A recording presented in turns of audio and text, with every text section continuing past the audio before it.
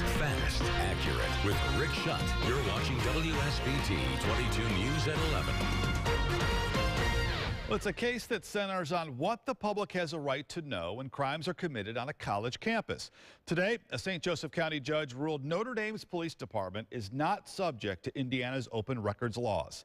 WSBT-22's Suzanne Spencer has been sifting through court documents today. And Suzanne, this means the university does not have to release information from police reports. That's what ESPN was trying to get the university to do, Rick. ESPN alleges Notre Dame was withholding police incident reports about possible campus crimes involving student athletes.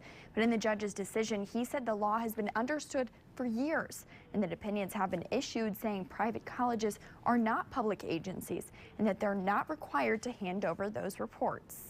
It all started in January when ESPN wanted Notre Dame to hand over police records. Months later, a judge ruled Notre Dame doesn't have to. Retired South Bend Tribune reporter Jack Caldwell says this case reaffirms why the public should care about this. What the public should be concerned about is whether they're getting the information. That's what those laws are for, not to help somebody build circulation or ratings.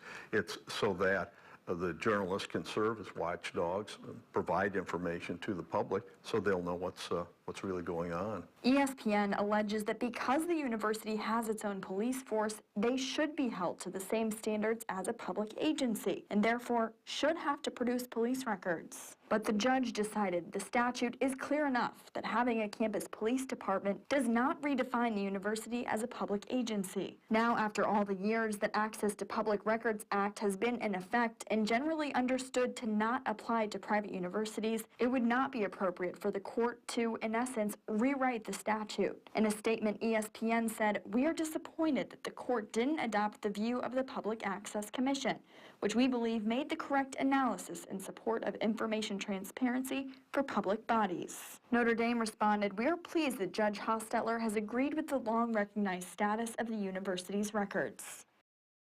We reached out to the Indiana Public Access Counselor's Office for comment. A representative told me they could not comment on any litigation.